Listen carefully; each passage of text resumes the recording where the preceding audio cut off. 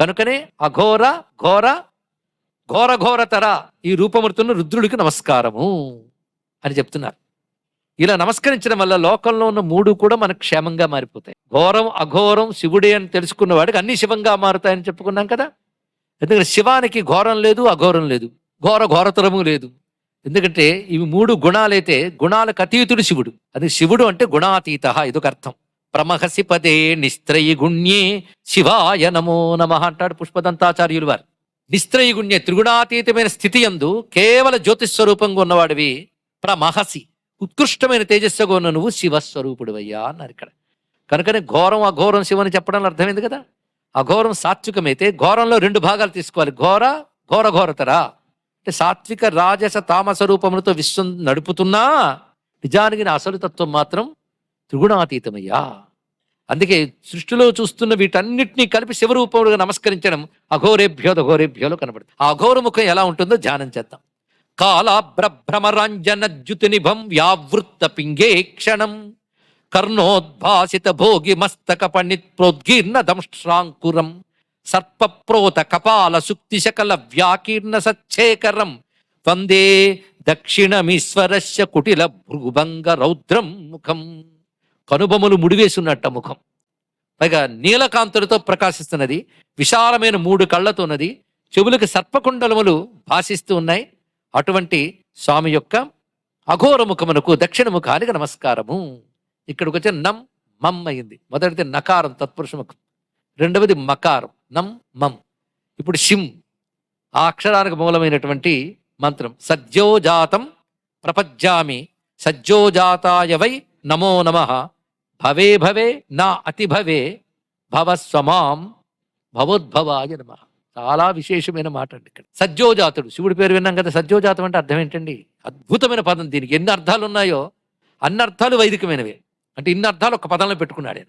సదా యహ అజాత సద్యోజాత. మొదటి అర్థం ఎల్లవేళలా ఎవడు పుట్టలేదో వాడు. అజాత అంటే పుట్టలేదు, ఎప్పుడూ పుట్టుకలేని వాడు. శివుడికి పుట్టుకే లేదండి. అందుకే సదా యహ అజాత. పుట్టుక లేదంటే ఎప్పుడు లేదండి, ఎప్పుడు లేదండి. అది సదా యహ అజాతక సద్యోజాత, ఇదొక అర్థం. ఇంకొకటి జాత అంటే పుట్టుటే కాదు, కలుగుట. కలుగుట ఆయన ఎప్పుడు కలుగుతాడు? ఎప్పుడు కలుగుతాడు ఏ శివుడు? ఎప్పుడూ కలుగుతాడు, ఎప్పుడైనా కలుగుతాడు. అని ఎప్పుడు ఉన్నవాడు ఎప్పుడైనా కలుగుతాడు. అని కృష్ణ వీతాయ ధావతే సత్వనాంపత ఏ నమః రుద్రంలో చెప్తున్నాం. కృష్ణ వీతాయ అంటే అంతటా వ్యాపించిన వాడు, ధావతే పరిగెత్తేవాడు అన్నారు. ఏమైనా బాగుందయ్యా అంటే సత్వనాంపత ఏ నమః సమాధానం అయ్యా అన్నాడు. అంతటా వ్యాపించాడన్నప్పుడు పరిగెడతాడండి. ఇక్కడి నుంచి అక్కడ పరిగెత్తాడంటే అక్కడ లేకపోతే ఇక్కడి నుంచి పరిగెడతాడు. మీరేం చెప్తున్నారు? మొదట కృష్ణవీత ఆయన అంతటా వ్యాపించాడంటున్నారు, పరిగెడతాడని చెప్తున్నారు ఏంటంటే అదేనయ్యా గొప్పతనం అన్నాడు.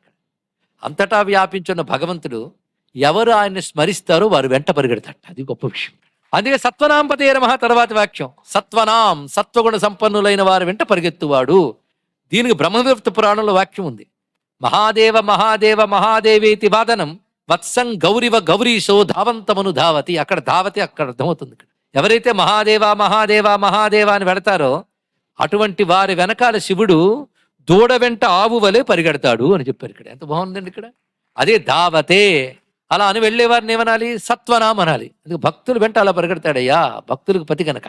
అందుకే భక్తుడిని అడిగేట భగవంతుడు ఎందుకు అంతా వ్యాపించున్నాడయ్యా అని. నేను ఎక్కడ పిలిస్తే అక్కడ పలకడానికి అంటాడు. ఎంత బాగుందండి ఈ భావం. ఎక్కడ పిలిస్తే అక్కడ పలకడానికి. అందుకే ఎప్పుడు కలుగుతాడు? ఎప్పుడు పిలిస్తే అప్పుడు కలుగుతాడు. అందుకే ఏడయ్యా నువ్వు అనుకునే విష్ణువు ఎక్కడున్నా అంటే అన్ని చోట్లున్నాడు. స్తంభంలో ఉన్నాడా? డౌట్ ఎందుకు? అక్కడ కూడా ఉన్నాడు. ఓహో నీకు డౌట్ అంతా కూడా కనబడాలి కదా, కలుగుతాడు, కనబడతాడు. ఎప్పుడు? ఎప్పుడైనా. ఇప్పుడే కలిగాడు. నృసింహుడుగా వచ్చాడు, స్తంభంలో నుంచి రాలేదా? శివుడిని చెప్తూ విష్ణువులోకి తీసుకెళ్ళాను మీరు అనరు 5 రోజులు శ్రద్ధంగా విన్నవాళ్ళు. అంతేకాదు ఇంకొక రహస్యం ఉందండి. నరసింహస్వామికి సజ్జోజాతావతారం అని పేరు. అదొక రహస్యం. సజ్జోజాతకి ఇప్పుడు 2 అర్థాలు తెలిసింది. సదా యహ అజాత, సదా యహ జాత. ఇంకొక అందమైనటువంటి మాట కూడా ఇక్కడ చెప్పడం. సజ్జోజాత అంటే అప్పటికప్పుడు